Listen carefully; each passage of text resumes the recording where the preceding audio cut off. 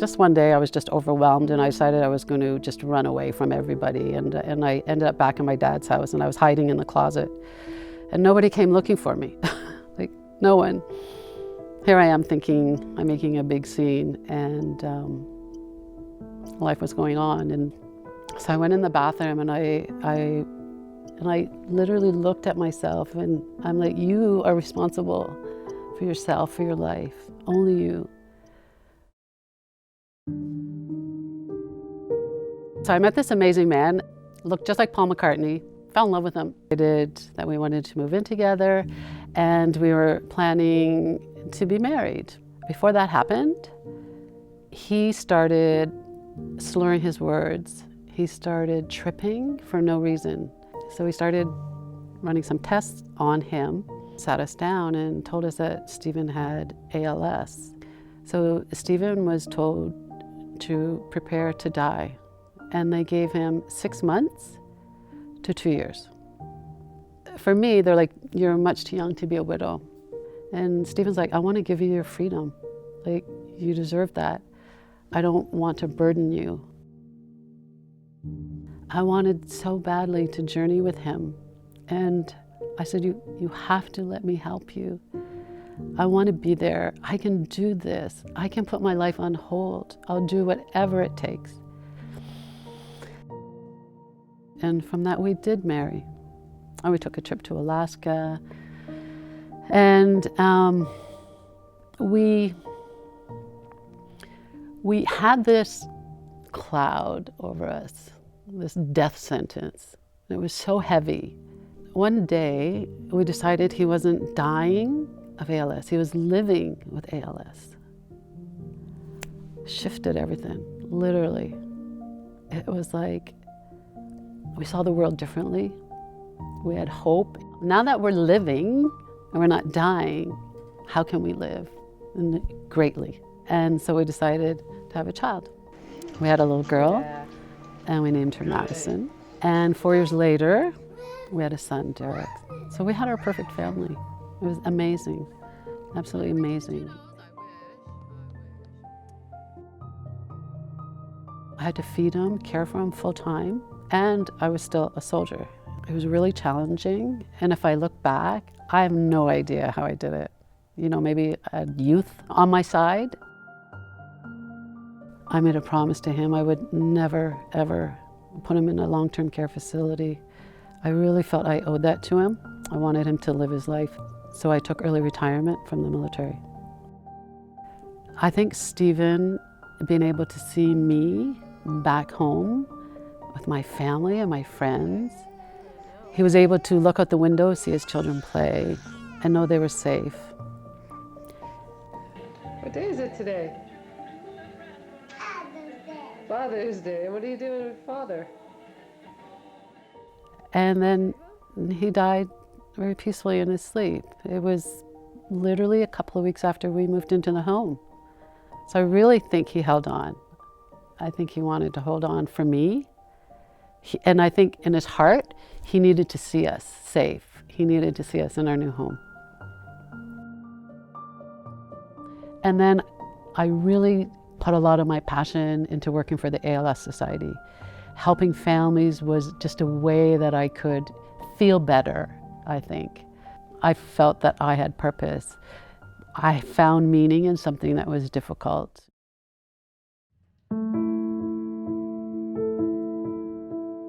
When Maddie was about 11 years old, she came to me and she said, Mom, you know, when I touch my arm, I don't feel anything. So I knew that it wasn't normal and that we needed to get that checked out. And they told me that she had a rare form of bone cancer called Ewing sarcoma. And I fought for a high-dose chemo stem cell transplant for whatever the most aggressive we could do, which made her very, very sick. These are Maddie's bravery beads, and each one of them tell a story. So every time she had a treatment, she would get a bead. And so they really tell her journey, which is pretty extraordinary. So one day they said, we've done everything we can do. There's nothing else we can do for her. The machine started crashing. All the bells went off. And they ran down the hall and they said, get Mrs. Babineau, her daughter's going. And I ran with her, the doctor and I realized she was waiting for me to release her. I remember just bathing her and I was focusing more on her face. I wanted to make sure that I never forgot what she looked like. I wanted it seared in my memory, you know?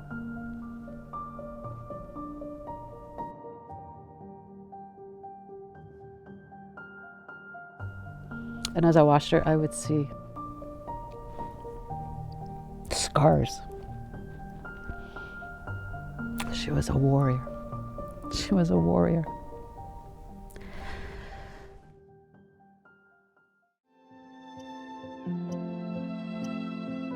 She was gifted with a wish from the Children's Wish Foundation, and she used her wish to build a school in Africa, hoping that it would help children.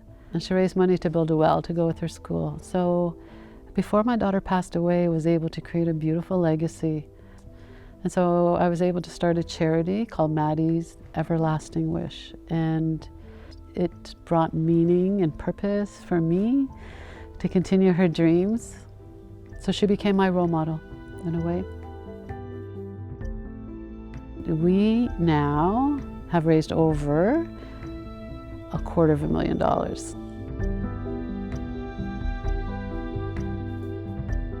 How can I be this person I used to be? Because I had been in such a dark place for so long, I had to come out of that habit and then change it to something more positive. You can really surprise yourself at what you can do, for sure. I was able to write a book called The Girl Who Gave Her Wish Away, which was really cool.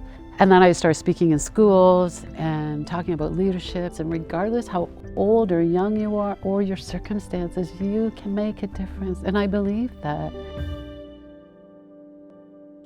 So I think a big part of my happiness that I'm experiencing right now is that I have remarried. You know, if I had stayed at that dark place that was withdrawn and angry and shut down, well, you're not open to anything. So as I practiced opening my heart over and over again, love came in. It's wonderful. I think my daughter and my husband were a gift. They were a gift to me. And my gift back to them is to being the best person I can. The best person I can be. And so that's what I try to live up to every day.